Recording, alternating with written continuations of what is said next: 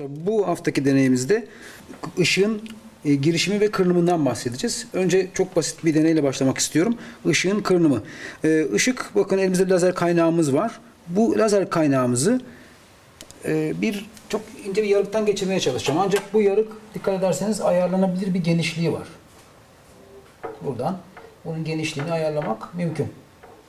Bu şekilde daraltabiliyoruz. Çok dar bir yarıktan ışık geçince acaba ne olacak? Aslında bu soruyu yanıtlamaya çalışacağız. Ve bu ayarlanabilir yarıkla ne kadar daralttığımızda nasıl bir etki göreceğimizi anlamaya çalışacağız birlikte. Oldukça heyecanlı bir deney bu. Yarık bakın artık kaybolmaya başlayacak ve daha sonra nasıl bir etki göreceğimizi ekran üzerinde veya elimizin üzerinde görmek mümkün olacaktır. Lazerimiz var. Çok basit bir deney. Lazer ve bu lazer ışığı bir yarıktan geçirilecek. Bütün mesele bu. Karşı tarafta ekranda bir desen görmeye çalışacağız. Bu lazer ışığının yarıktan geçtikten sonraki desenini anlamaya ve görmeye çalışacağız birlikte. Evet, şimdi perdemize yansıttığımız görüntüyü incelemeye çalışalım. Perde ile bu yarık arasındaki mesafe aşağı yukarı 2,5-3 metre civarında. Şimdi bu yarığı yavaş yavaş arkadaşlar kapatmaya çalışıyorum. Şu an açık, son derece açık olduğu için açıktan geçince direkt lazer karşıya vuruyor. Fakat yarık daraltıldığında bakın nasıl bir etki göreceğiz. Daraltıyorum şu anda. Daraltıyorum. Biraz daha daraltıyorum. Evet, karanlık olmaya başladı, bakın, dikkat edin. Evet, şimdi aydınlık ve karanlık bölgeler görüyoruz. Ve ben daralttıkça bu aydınlık karanlık bölgeler çok daha net seçilmeye başlıyor. Tam karşı tarafta parlak bir bölge söz konusu. Tam merkezde. Ama onun etrafında karanlık ve aydınlık, karanlık, aydınlık saçaklanmalar net bir şekilde görülüyor. Daraltmaya devam ettiğim zaman iyice açıldığını çok net bir şekilde görmek mümkün. Şöyle bakarsak artık iyice daraltmış oluyoruz. Belki buradaki mesafe şu an 1 mikrometrenin altında. Tekrar yavaş yavaş açmaya başlıyorum. Gene aydınlık karanlık bölgeler kendini göstermeye başlıyor. Birbirine yaklaşıyorlar tabii ki. Daha çok sayıda, daha sık görmeye başlıyorum bunları. Fakat şu kesin, ışık dar bir yarıktan geçtikten sonra çok tuhaf bir davranış gösteriyor. İşte bu davranışı ancak ışığın dalga karakteriyle açıklayabiliyoruz bugün fizikte. Ve bu özelliği sadece ışık değil, çok küçük zerreler, elektronlar, protonlar dahi bu etkiyi gösterebiliyorlar. Arkadaşlar, elektromanyetik doğaya sahip olduğu düşünülen ışığın en karakteristik özelliklerinden bir tanesi girişim ve kırınım deneyleridir. Bu deneyimizde bu deneyleri gerçekleştirmeye çalışacağız. Girişim ve kırınım ilk defa 1800 yılların başında Thomas Young tarafından denenmiş. Ve 1800 yıllarda, o yıllara gelinceye kadar ışığın da parçacık karakterine sahip olduğu düşünülmüş. Ancak 1800 yıllara gelindiği zaman Thomas Young'ın yaptığı deneyle ışığın gerçekten dalga karakterine sahip olduğu çok net bir şekilde belirlenmiş oluyor. Daha sonraki yıllarda tabii tekrar parçacık karakterine sahip olduğu anlaşılmış ışığın. Bugün bile hala ışığın parçacık mı yoksa dalga mı olduğu bile hala tartışılmakta. Bir grup her ikisi de değildir diyor. Bir grup hem parçacıktır hem dalgadır diyor. Bu şekilde hala tartışmalar devam etmekte. Bugünkü yapacağımız girişim dediğimiz olay, ışık eğer birbirine yakın iki tane yarıktan geçtikten sonra karşı tarafta ekranda yarıktan geçtikten sonra aydınlık ve karanlık desenler olduğunu görüyoruz.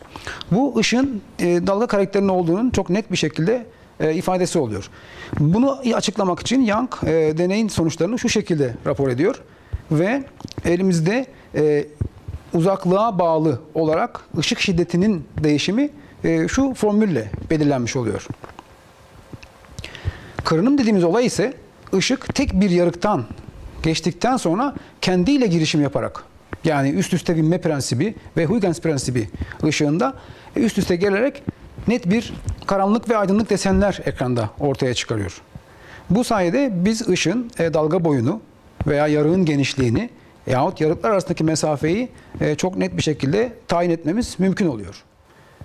Şimdiki yapacağımız deneyde arkadaşlar az öncekinden farklı değil. Teknik olarak aynı deneyi yapacağız. Fakat burada biraz teknoloji de kullanmış olacağız. Elektronik verileri toplamaya çalışacağız. Deneyde yine bir lazer kaynağımız var. Burada olduğu kırmızı bir lazer kullanacağım. Elimizde tek yarıklardan oluşan bir yapı var. Ayarlanabilir yarıklar kullanıyoruz. Diğer tarafta bu lazer kaynağından ve yarıktan çıkan ışınlar karşı taraftaki bir sensöre gönderilecek. Işık sensörümüz de burada ve üzerindeki girişim desenini net bir şekilde görebiliyoruz. Sensörümüz, ışık sensörümüz burada olacak şekilde. Amacımız uzaklığa bağlı olarak ışık şiddetinin nasıl değiştiğini tayin etmek. Bunun için de bilgisayarla uzaklığı ve ışık şiddetini aynı anda ölçüyoruz bilgisayarda. Yapacağımız olay tamamen bu. Bunun için kaynağımızı açtık. Buradaki tek yarıklardan bir tanesini istenilen konuma getirdik. 0.8 mm'ye getirdik. Amacımız burada dediğim gibi bunu hareket ettirip ışık şiddetinin verisini toplamak ve bilgisayarda görmek. Işık sensörümüzü yavaşça hareket ettiriyoruz. Zaten girişim deseni net bir şekilde ekranda görülüyor. Her seferinde mesafeyi ve bize şiddeti veriyor. Ekrana baktığımız zaman bu x ekseninde mesafe, y ekseninde ise ışık şiddeti olacak şekilde girişim desenini net bir şekilde görüyoruz. Burada stop düğmesini bastıktan sonra net deseni görmek mümkün. Burada dip noktalar karanlık bölgeleri, yüksek noktalar ise aydınlık bölgeleri temsil etmektedir. Bu veriden arkadaşlar uygun fit fonksiyonları kullanarak ışığın dalga boyunu yahut slit genişliğini yahut mesafeyi tayin etmek mümkün. Ama deneyde en önemli parametremiz iki kaynakla ekran arasındaki uzaklık, slit genişliği ve dalga boyudur. Bu üçü arasındaki ilişkiyi birbirinden çıkartmak, türetmek mümkündür. İkinci deneyde şimdi arkadaşlar girişim deneyini anlatacağız. Bu sefer çift yarıkta girişim tabii ki. Çift yarık kullanıyoruz. Yarıklar ve sensör arasındaki mesafeyi ölçmemiz gerekiyor bir. İkincisi yarıklar arasındaki mesafeyi belirlememiz gerekiyor. Burada 0.04 mm ve her iki yarık arasındaki mesafede 0.025 mm olacak şekilde belirlenmiş. Yine deneyimizde record düğmesini bastıktan sonra kayıt almaya başlıyoruz. Ve x ekseninde konum, y ekseninde intensity yani şiddet olacak şekilde verimizi toplamış oluyoruz. Burada dikkat etmeniz gereken iki husus var. Dikkat ederseniz eğer girişim deseninde bir zarf var. Buna kırılım zarfı diyoruz ve bir de birden çok aydınlık ve karanlık bölgeler görüyoruz. Ama her zaman unutmamak gerekiyor. Dip noktalar, karanlık bölgeyi, pik noktalar, yüksek noktalar ise aydınlık bölgeleri temsil etmektedir.